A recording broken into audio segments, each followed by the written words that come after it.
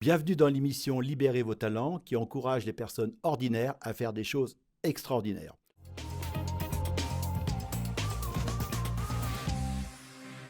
Aujourd'hui, nous recevons Guy Cavreau pour enrichir votre vie professionnelle.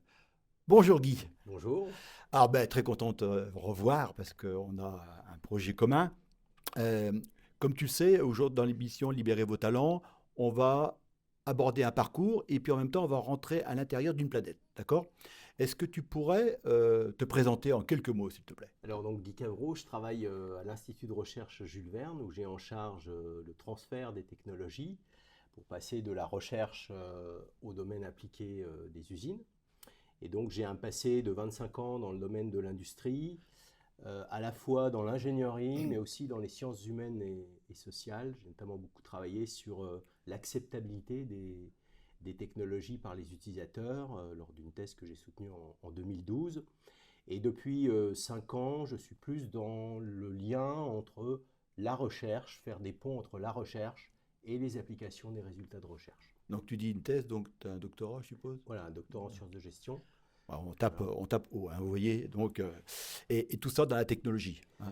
Alors, toujours autour de la technologie pour euh, répondre à des vrais besoins Oui. dans l'industrie. Ça peut être des besoins dans la fabrication des avions, ça peut être des besoins dans la construction, dans le BTP, mais aussi dans le passé, j'ai travaillé dans l'art contemporain pour faire des œuvres d'art destinées en fait à répondre à un besoin d'un Hmm. artiste. Aujourd'hui, tu nous invites à l'IRT de Jules Verne. Merci, hein, parce que c'est quand même un lieu symbolique. En quelques mots, qu'est-ce que fait l'IRT Jules Verne? Alors, l'IRT Jules Verne est un institut de recherche technologique.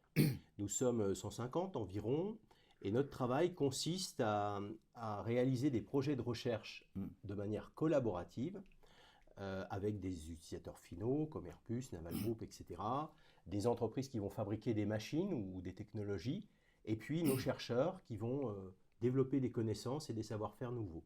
Et je crois que c'est très concret, hein, tu me l'avais expliqué, hein. Vous êtes Voilà, vraiment dans l'application concrète de la production, c'est pas de la recherche fondamentale. absolument. Nous Hein, sommes dans ce qu'on appelle la recherche appliquée, D'accord. avec des niveaux de maturité des technologies qui sont élevés et qui vont permettre ensuite à des industriels d'absorber ces connaissances pour les mettre en application dans leurs usines. Très bien, c'est concret. Merci Guy pour cette explication. Alors, tu connais le principe de l'émission, ça s'appuie sur le livre Libérez vos talents. Le but n'est pas de parler de livre, mais justement d'une des 5 planètes qui permet aux personnes de se révéler. Alors, la première planète, c'est le potentiel, développer ses capacités. La deuxième, c'est le potentiel, on va développer ses appétences, pouvoir les découvrir. Et puis la troisième, le professionnalisme, c'est développer ses compétences cette fois-ci. Et après, le projet, c'est son ambition, son étoile. Et puis pour finir, c'est le perfectionnement, comment développer ses connaissances pour y arriver à tout ça. Et l'objectif étant d'aligner ces planètes. On n'aura pas le temps d'aligner toutes les planètes aujourd'hui, même si tu pourrais nous faire un engin spécifique pour ça, pour y aller. Mais là, aujourd'hui, on va plutôt aborder une planète que je te demande de choisir au choix. Eh bien, je vais prendre celle-ci, Et c'est la planète. potentiel. Merci. Et c'est quand même une planète que beaucoup de personnes prennent avec la planète passion. Alors, pourquoi le potentiel, justement? Alors, parce que je pense que dans nos activités, d'une manière générale, dans l'innovation, ce qui est important, c'est d'être capable de détecter les potentiels pour les transformer en projets, pour les transformer en activités, pour en faire quelque chose. Et d'ailleurs, quand on va transférer des résultats, eh bien, on va partir de résultats scientifiques et techniques, et ensuite, donc potentiels, c'est des résultats en puissance, Mm, puisque en tant que tels, ils ne valent rien, mm, et après, il faut être capable de les transformer. Et puis après, il y a le potentiel aussi des gens, oui. et notre grand challenge, c'est d'une manière générale de voir, ou dans des jeunes qu'on va former, ou des jeunes qui vont travailler chez nous, eh bien, ce qu'ils vont pouvoir faire pour transformer la société, pour transformer les choses. Très bien. C'est bien, il y a la technologie et l'humain. Voilà, Ah, tout c'est à quand fait. même pas mal. Donc, vous avez développé à la fois le patrimoine technologique et humain, c'est quand même pas mal. Mm. Euh, c'est bien en phase avec l'IURT de Jules Verne, hein. Mm. Et comment on détecte justement ce potentiel? Ah, pas Alors, forcément à l'IURT, hein, ça peut d'une être manière générale, hein, pour toi, pour toi. ouais. Moi, mon grand principe depuis une quinzaine d'années, c'est d'enseigner et donc d'être avec des jeunes. Oui. Et c'est le meilleur moyen de détecter les potentiels, c'est dans l'enseignement, dans les travaux qu'on va faire à ces jeunes dans le cadre de projets, de travaux dirigés. On va identifier des potentiels qui ne sont pas toujours des potentiels techniques, hein, Mm. parce qu'on parle beaucoup des gens qui vont savoir faire des études électriques, du développement, etc. Mais il y a aussi des potentiels qui sont on appelle ça des soft skills maintenant. Mm. C'est des aptitudes à être capable de gérer des projets complexes, par exemple, Mm. des aptitudes à communiquer, Mm. des aptitudes à se poser des questions, hein. Et donc, c'est comme ça qu'on va détecter souvent les potentiels, c'est en allant voir les jeunes dans les écoles, et puis évidemment en discutant, en rencontrant des gens qui vont apporter en fait des réponses souvent ces questions. Alors, est-ce que c'est important, justement, puisque tu as choisi le potentiel, de se perfectionner en continu quand on a détecté comme ça Alors Parce oui, qu'on a détecté du potentiel, il y a du potentiel, bon, c'est bon, il a la capacité. ouais, Est-ce que c'est suffisant? c'est essentiel parce qu'en fait, je ne sais plus qui disait qu'un talent sans exploitation n'est rien. Et une fois qu'on a identifié le potentiel, il faut de manière continuelle pouvoir enrichir et aussi, moi je pense, établir des liens vers d'autres secteurs que le domaine de compétences. Mm. Parce que les profils, entre guillemets, un peu trop verticaux, c'est-à-dire qui vont maîtriser une seule technique, sont difficiles dans Mm. des cadres collaboratifs. Parce que, par exemple, ces personnes ne vont pas pouvoir établir de lien Oui. avec d'autres. Et c'est intéressant ce que tu dis, parce que on donne un message aux jeunes en même temps. Alors, pour savoir qui c'est qui l'a dit, entre autres, moi je l'ai dit, c'est-à-dire que le talent est un potentiel révélé. C'est ça. Hein. Donc avant, on ne sait pas. Le potentiel, c'est une capacité à faire quelque chose de remarquable si on l'exploite. Mais pour l'exploiter, il faut le connaître. Voilà. Et malheureusement, aujourd'hui, dans les écoles, tout le monde ne le connaît pas parce qu'on est trop sur les hard skills, contrairement aux soft skills. Et dans les projets collaboratifs, comme tu disais, c'est bien d'avoir le hard, c'est-à-dire le métier, et puis d'avoir le soft, c'est-à-dire la capacité à animer, à coopérer. C'est ça qui est intéressant aujourd'hui de développer. C'est intéressant de souligner. Alors, comment se mettre justement en condition, pour un jeune, peut-être même quelqu'un que tu accompagnes, en condition d'apprentissage, comment ce potentiel? Alors, moi, je crois beaucoup au projet, hein, c'est-à-dire emmener les jeunes dans des projets avec presque des rites, hein, où au début, ils vont faire des tâches Mm. particulières, Mm. ensuite, ils vont acquérir des compétences, ils vont faire d'autres tâches, etc. Et certes, il y a le potentiel qu'on va détecter, mais sans impliquer ce potentiel dans un projet, dans une réalisation, on ne va pas révéler le potentiel. Et donc c'est important. Nous ici, on a des très gros projets d'envergure et dans ces projets, on a des gens très expérimentés, des experts, etc. Mais systématiquement, on a aussi des jeunes en formation. Avec moi, j'ai des gens en alternance qu'on va former ou j'allais dire, impliquer Mm. dans des projets. D'accord. Et ce potentiel-là, est-ce que tu aurais un petit outil à nous donner comme ça sur détecter son potentiel? Est-ce qu'il existe des outils? Parce Alors, qu'à l'école, on va travailler, comme tu dis, sur les soft skills, on va travailler sur des projets, mais est-ce qu'il y a pour un travailleur quelconque, voilà, qui n'est pas forcément à l'école, comment il peut aujourd'hui détecter son potentiel? alors il y a de nombreux outils hein, de cartographie. Par exemple, des outils qui vont permettre d'identifier le type de personnalité. Je pense à l'énéagramme, au Oui. MBTI, ces outils-là. Donc ça, c'est très important parce que, en fait, il y a quelque chose d'orthogonal entre la personnalité d'un individu et puis ses talents. Bon, je prends un exemple. Quelqu'un qui va, par exemple, être un excellent électricien et qui a un profil de contrôleur, il ne va pas faire le même métier Mm. que s'il est électricien avec un profil d'innovateur, par exemple, hein. Mm. Donc c'est important d'utiliser ce genre d'outils, donc comme les profils psychologiques. Et puis après, donc ça c'est un premier outil que je recommande. D'ailleurs, je suis assez surpris du fait que dans les formations classiques, comme tu le disais, Ouais. on qualifie des compétences techniques dans des métiers hardware ou hard, Oui, voilà. Mais les soft skills, c'est un peu le parent pauvre, hein. oui. Et ça, c'est un point important, voilà. Tu fais bien de souligner parce qu'il existe des outils, alors je le dis, hein, des outils à la fois, c'est scientifique en plus, et qui, moi j'en ai fait plus de 1000, et à chaque fois c'est révélé à 99% vrai. Et il y a toujours ce qu'on dit là, dans la part, c'est la fenêtre de Johari, il y a ce qu'on connaît soi-même et ce que les autres connaissent, ce que les autres connaissent que nous on ne connaît pas, ce que les autres ne connaissent pas et que nous on connaît, et puis il y a une quatrième fenêtre, c'est ce que nous on ne connaît pas et que les autres ne connaissent pas. Et là, c'est souvent des choses, quand on les connaît, où on va se révéler. Et souvent, les gens, quand ils sont en burn-out, c'est qu'ils ne connaissent pas ça. Ouais, ils sont sur un chemin qui n'est pas le leur. Et c'est vraiment intéressant d'aborder ce sujet-là. Et comment sait-on si on a exploité véritablement son potentiel? Par des résultats de projets, par des réalisations qui sont mises en œuvre dans la société. Ça peut être des petites choses, ça peut être des plus grandes choses. Mm. Et je dirais par la réalisation d'activités concrètes. Ouais. Est-ce que si tu me posais la question, je pourrais te répondre, je peux te donner une réponse. C'est, je pense qu'on sait qu'on a bien exploité son potentiel quand on atteint l'excellence.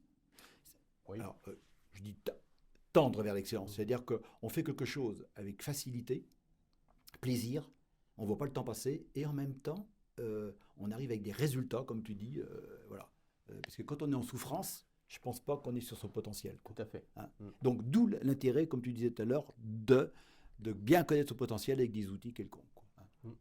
Est-ce que c'est important pour toi d'expérimenter sur le terrain son potentiel, parce qu'on ne connaît pas toujours? C'est fondamental, comme je l'ai dit, là, le projet, la participation à un projet, à une activité qui soit collaborative ou pas, c'est central puisque l'expérimentation va permettre, de valider si ce qu'on fait est pertinent.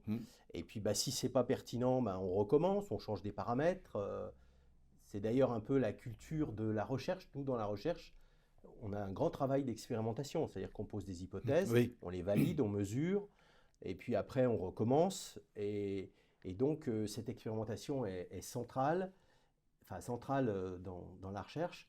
Et ce qui est important, c'est associé à ces expérimentations, c'est qu'à un moment donné, il faut savoir lire les résultats et à partir d'un état d'expérimentation, en faire quelque chose. Alors, ce qui est intéressant dans ce que dit Guy, hein, en petit résumé, c'est qu'il faut se faire un propre diagnostic de son potentiel, et il y a des outils psychométriques, et puis il faut expérimenter ça, justement, pour voir si ça correspond bien à nos capacités, enfin, à notre plaisir, à notre passion, et puis le mettre en coopération avec des groupes, etc. Je pense que c'est vraiment intéressant. Est-ce que toi, pour développer ton potentiel, est-ce que tu as fait appel à ce qu'on appelle des modèles ou des mentors ou des références, tu sais, des fois? Alors, moi, j'ai été inspiré depuis l'âge de 18 ans par un philosophe qui s'appelle Michel Serres. Oui. Est un philosophe des sciences à la base, qui est aussi, qui a beaucoup travaillé sur l'écologie. Et je dirais qu'il a un peu construit ce que je suis devenu après, puisque j'ai été sensibilisé notamment par la nécessité d'établir des liens entre les sciences dures, lui était mathématicien, les soft skills dont on a parlé tout à l'heure, et puis l'impact global. C'est-à-dire qu'aujourd'hui, depuis peu de temps finalement, depuis 25 ans, on se rend compte que ce qu'on fait dans la société, c'est un impact sur l'environnement, sur l'humanité. Et cette vue globale, on ne l'avait pas trop avant. Et donc ce philosophe m'a beaucoup aidé, guidé. Et il est décédé en 2019. Et il a mis en place en fait des approches qui sont très intéressantes, notamment dans le fait d'avoir une vue globale quand on va s'adresser à un sujet particulier de l'environnement, par exemple. D'accord. Est-ce que tu as eu un mentor, par exemple? Aussi quelqu'un qui t'aurait peut-être protégé, guidé? Non. Peut-être pas. Non, d'accord. Non, par contre, un modèle, en Michel revanche, Serres. des modèles et des... D'accord. Aujourd'hui, on a de plus en plus de personnes qui sont, je ne vais pas dire insatisfaits de leur boulot, mais qui voudraient se réorienter professionnellement. Les stats disent qu'il y en a 8 sur 10 qui aimeraient faire un autre travail. Pas forcément changer d'entreprise, mais d'évoluer différemment. Il y en a 8 sur 10 qui veulent le faire. il y en a 2 sur 10 qui font le pas. Quel conseil, quel petit pas tu pourrais leur donner Alors, l'élément essentiel, à mon avis, c'est qu'il faut savoir à un moment s'arrêter pendant un temps et réfléchir sur ce qu'on a fait, sur ses capacités, et puis regarder les perspectives. Donc ça, c'est le premier élément, c'est de s'arrêter. Le deuxième, c'est, je pense qu'il est extrêmement difficile individuellement de se connaître. C'est par des échanges avec des tiers qu'on va pouvoir, disons, se positionner. Donc deuxièmement, c'est faire des rencontres, voilà. Et puis après, le troisième élément, c'est d'avoir quelqu'un qui vous aide à faire ça, soit un proche, soit un coach, soit voilà, quelqu'un qui va apporter en fait une démarche, quoi. Une démarche, voilà, même une démarche parfois très simple, hein, pas forcément des choses très compliquées, quoi. On est rassuré à l'IERT Jules Verne quand on voit la méthodologie et l'accompagnement diagnostic, bien se poser, regard des autres, et puis l'accompagnement. Quand on t'écoute, on dit c'est évident, mais on ne le fait pas forcément. Non, on ne le fait pas forcément. Et c'est bien pour ça qu'on fait cette émission, justement. C'est pour justement aider les gens à profiter des regards comme le tien. On voudrait, parce que ça tourne vite déjà, on arrive à la fin de l'émission, et passer le relais à d'autres personnes pour pas briser cette chaîne inspirante de partage comme ça, d'expérience. Est-ce que tu penserais à quelqu'un qui pourrait venir témoigner, apporter un regard? Alors, je penserais en fait à 2 personnes avec qui je travaille dans la rédaction d'ouvrages sur les innovateurs. Donc Emmanuel Chenet, qui est à l'université de Nantes, qui travaille notamment sur le biomimétisme. Et puis Henri Samier, qui travaille sur les sujets d'intuition. Je pense à eux parce que finalement, on en a un peu parlé, mais ce qui est important également, c'est la complémentarité entre les gens qui vont permettre de libérer du coup encore plus de potentiel en croisant les savoir-faire de chacun. Ah oui, alors, le premier je ne connais pas, mais le deuxième, Henri Samier, je connais bien parce qu'il est animateur d'un club APM, et moi j'étais animateur également, et j'ai lu son ouvrage d'ailleurs, Intuition, qui est très intéressant d'ailleurs, très intéressant. Et tu pourrais les contacter Bien sûr, parce que c'est quand même mieux que tu... ça sera gentil de ta part, merci. S'il y avait un message à donner aux entreprises, parce qu'on dit toujours, on voudrait toujours faire des émissions comme ça, mais les entreprises, est-ce qu'ils auraient à gagner à participer à ce genre d'émissions? Qu'est-ce qu'ils pourraient gagner justement à participer à ça? Je pense qu'il est très très important dans les entreprises, c'est d'avoir la capacité d'ouverture, notamment quand c'est difficile. En ce moment, c'est pas toujours facile, et les entreprises ont tendance à se refermer. Et je dirais, pour répondre à ta question, que ce qui est fondamental, c'est que ces entreprises, elles puissent toujours garder les yeux ouverts sur l'extérieur. Et dans l'histoire des entreprises, les grandes réussites, que ce soit Louis Vuitton, Seb, etc., c'est toujours des entreprises qui, à un moment, ont eu des difficultés. Au lieu de se refermer, elles ont ouvert les écoutilles, c'est ce que je veux dire ici. Et ensuite, elles ont pu se développer par la diversification, par exemple. D'accord, très bien. Eh bien, écoute, c'est un bon... et puis en même temps, ça profite à l'attractivité de l'entreprise quand elles viennent témoigner, quoi. Il ne faut pas l'oublier, ça aussi. Non seulement ça fait du benchmarking, d'aller voir ailleurs, mais en même temps, quand on témoigne, ça profite à l'attractivité. Je sais qu'on peut peut-être faire une petite annonce. Je sais que tu as un projet en tête qui n'est pas forcément concurrent à d'autres projets, mais tu peux peut-être nous en dire 2 mots. Je crois que tu veux créer une communauté. Voilà. Parce qu'on est ici à l'IERT de Jules Verne dans l'innovation, donc c'est le moment de le dire. C'est plus large que l'IERT.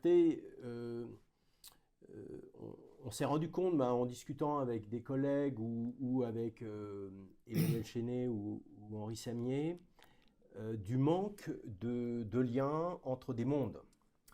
Alors, bon, nous, quand on fait de l'innovation collaborative, on est dans des mélanges, mais on veut aller au-delà de ça.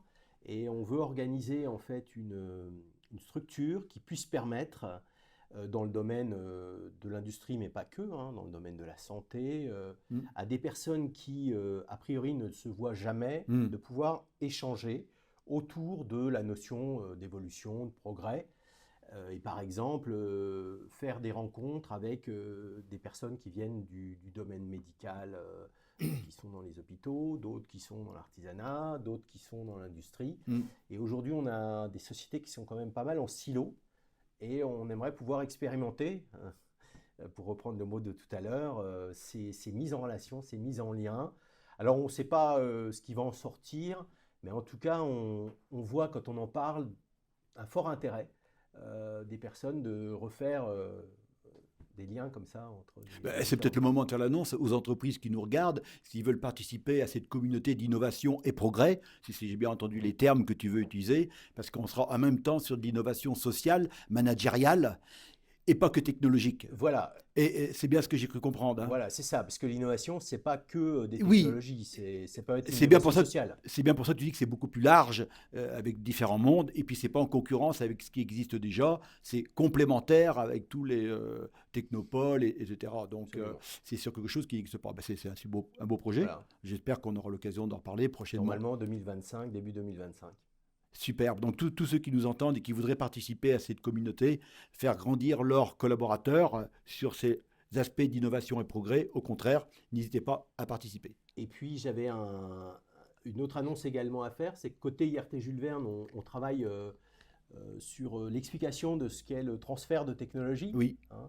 Et donc le 29 octobre, on aura un webinaire sur le sujet qui sera diffusé à partir de l'IRT. Donc on pourra présenter un peu nos activités 29 à octobre, l'extérieur. alors il faut en Bientôt. profiter, hein, c'est intéressant.